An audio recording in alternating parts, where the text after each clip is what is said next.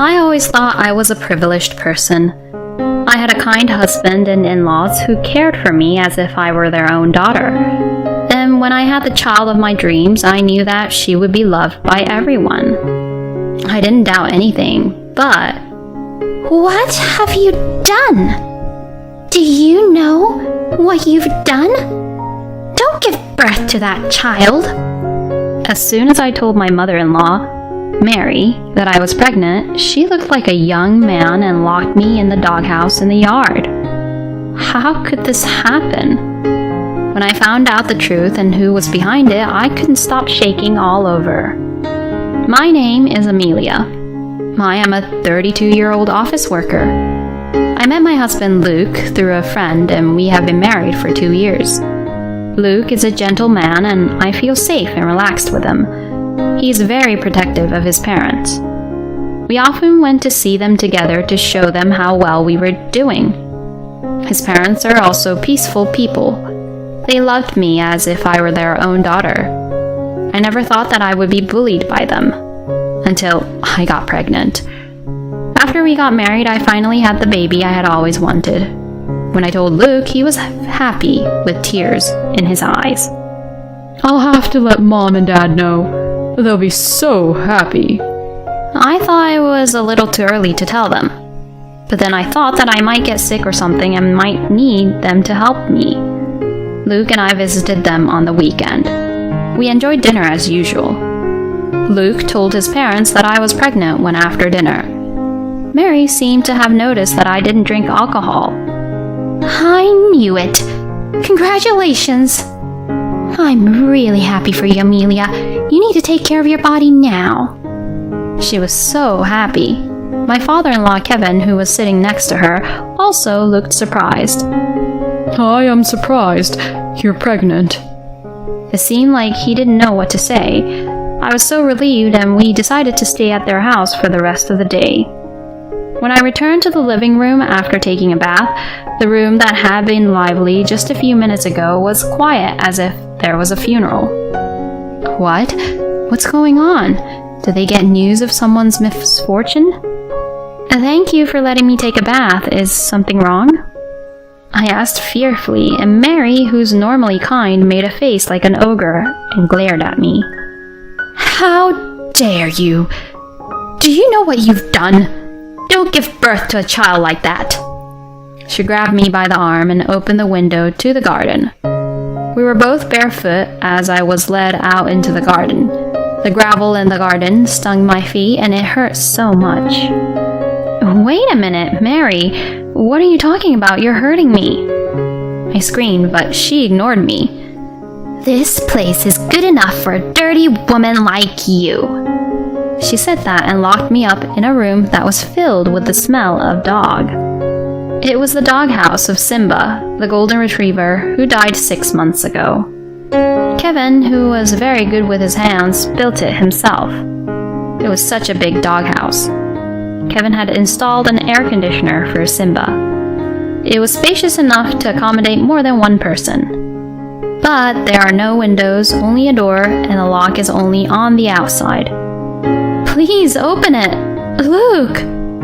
Luke, I know you're in there. Get me out of here and help me. My voice must have reached him. I heard his voice from close by. Amelia, not going to forgive you. I'm leaving. Cool your head there. I couldn't stop crying at these unbelievable words from him. Just a few moments ago, we were all laughing and talking about the birth of our unborn child. What is this? What did I do? After a while, I heard a car leaving. Luke had really left. When I strained my ears, I could hear Mary yelling from inside the house, though I couldn't understand what she was saying. I also heard Kevin's voice trying to calm her down. I didn't sleep a wink that day and spent the rest of the night crying in the doghouse. The next morning, when I was in a daze from lack of sleep, the door opened. I saw Mary standing there, staring at me, just as she had yesterday.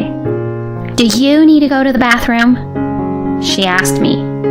Mary, please, this is some kind of a misunderstanding. Please let me out of here. We need to talk. I know she can hear me. but she put the plate she was holding roughly on the floor, locked the door silently, and went away again. I looked closely at the plate and found one piece of bread on the silver plate that Simba used to use. Even though the plate has been cleaned up after Simba's death, it's not easy to get rid of the smell. I don't dislike dogs, but I couldn't bring myself to eat in this space, so I didn't touch it. Periodically, Mary would appear and ask me from outside if I need to go to the bathroom. When I tried to talk to her, she didn't seem to want to talk to me and quickly went inside the house. Lunch and dinner also came on Simba's plate, just like in the morning. I knew I had to nourish my baby.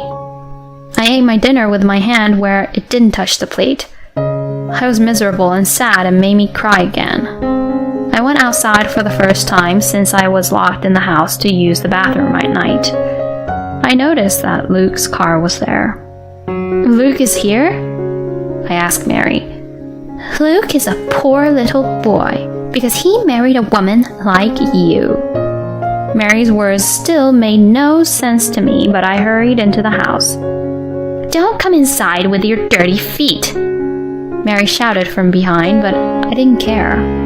I went into the living room and found Luke and Kevin. "Luke, thank God. Can we go home now?" I said that to him, but he remained silent. "Kevin, please tell Mary to stop doing this to me.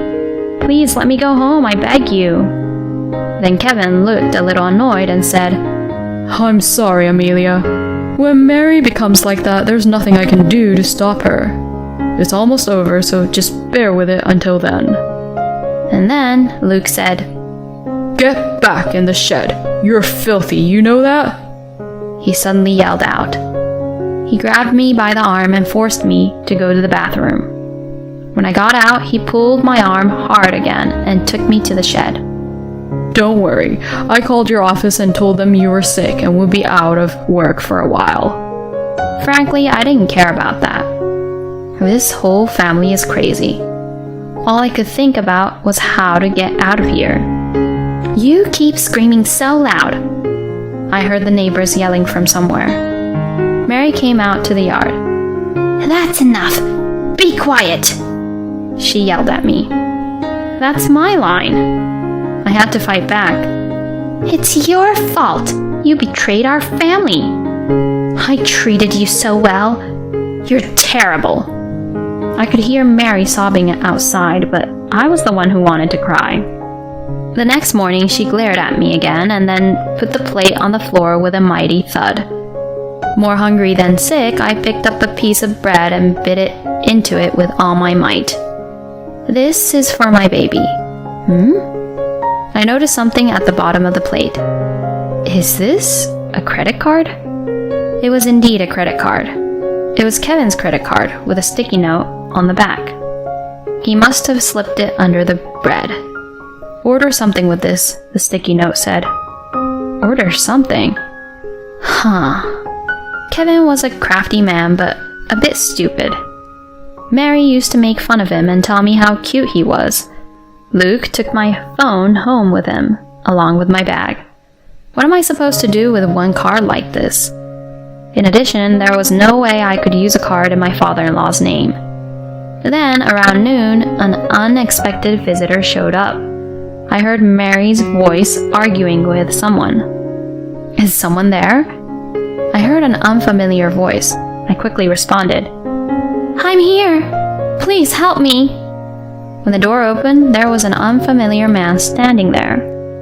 I knew there was someone in here. Are you guys crazy? He glared at Mary and Kevin, who were standing behind him. The man was the man who lived across the street. He had often heard yelling and arguing in the yard. He was worried and came to see what was going on. I was taken straight to the man's house, and his wife, who was at home, said to me, I'm so sorry you had to go through that. She hugged me. I smell so bad. I started to cry. Mary and Kevin didn't come after me. I borrowed a phone and asked my mother to pick me up. And by the way, I don't have a father. He died in an accident before I could remember. When I told my mom what had happened, she was very angry. When she came to pick me up, she was about to yell at my in-laws. I didn't want anything to happen to my mom, so we chose to leave immediately. I went straight to the police, but I had no proof. The couple across the street said they would testify at any time, but who knows. I left the police station and went to the lawyer's office. I wanted to divorce that man right away.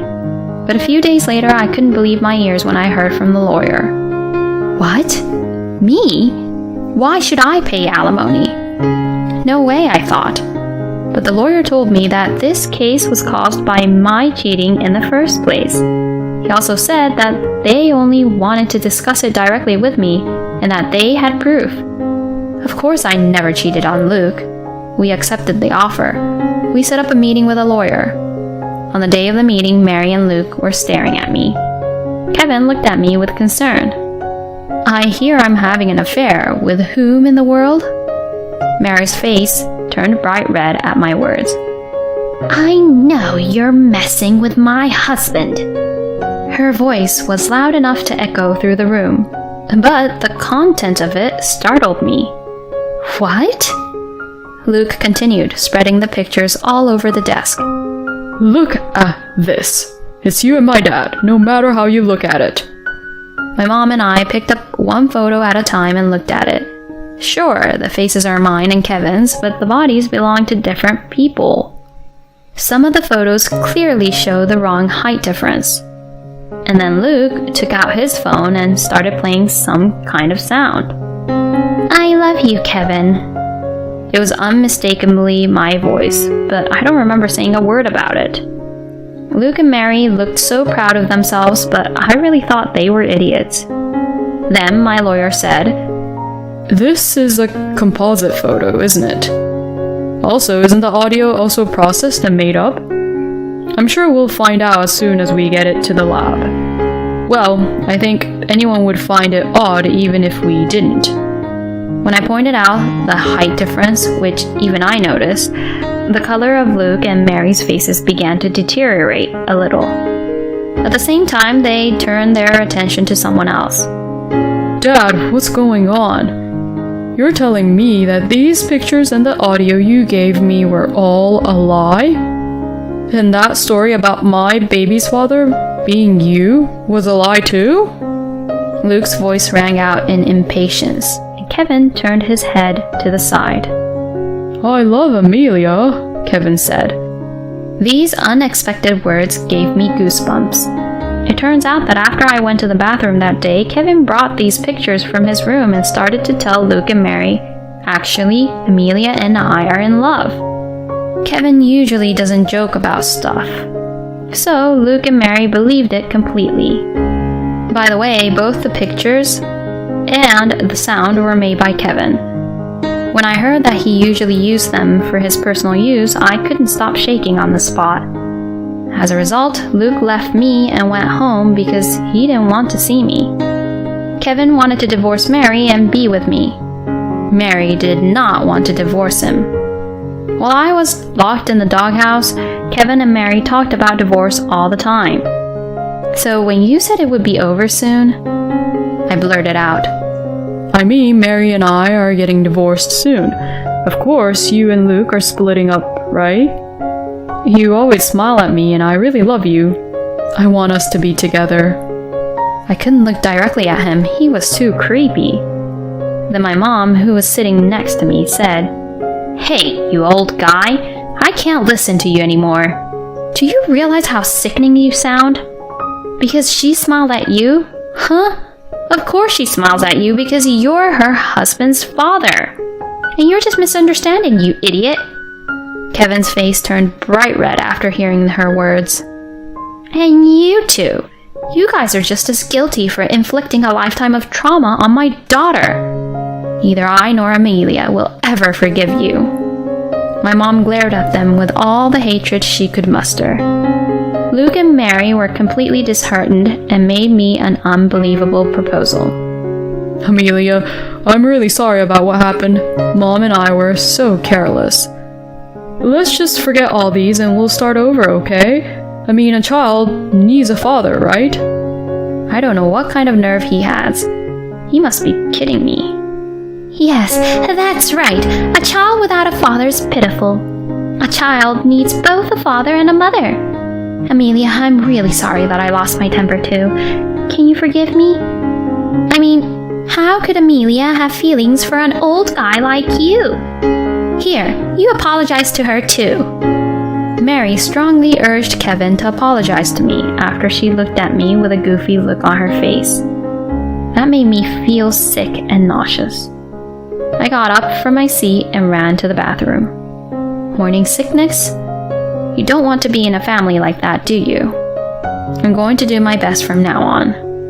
I lightly rubbed my stomach and slapped both cheeks to cheer myself up. Sorry to keep you waiting. I won't change my mind. I'm divorcing you. It's the only way. And Kevin, I have no memory of my father. I loved you like a father, but no more, no less. Now I never want to see your face again. Kevin looked down in disappointment, and I talked calmly. Luke, don't you think this child would be more pitiful with a father like you? I feel so bad for her, thinking about what she might have seen from my belly. Mary, do you feel sorry for a child who doesn't have a father? That's how you thought about me all this time? It's none of your business.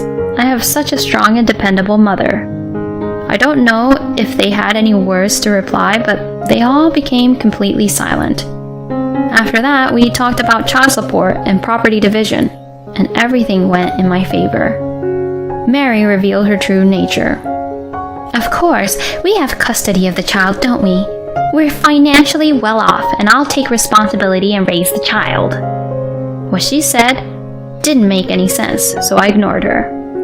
There's no way Luke can get custody of the child. They are forgetting the most important thing. After that, I took a leave of absence from my job to think only about my child. I moved back to my parents' house. It was not long after that I heard that my ex-family-in-law had been taken to the police. When the police asked me what had happened, I remembered something. Mary and Kevin were dog lovers and were so worried about Simba that they kept security cameras in their yard and the shed. I told the police about it, and when the police visited their house, they told me that the footage was perfectly preserved. And the couple across the street testified. Mary was blatant in her denial, but Kevin readily confessed to the crime. Luke knew about the confinement, but ignored it. So he was judged to have been involved in the confinement.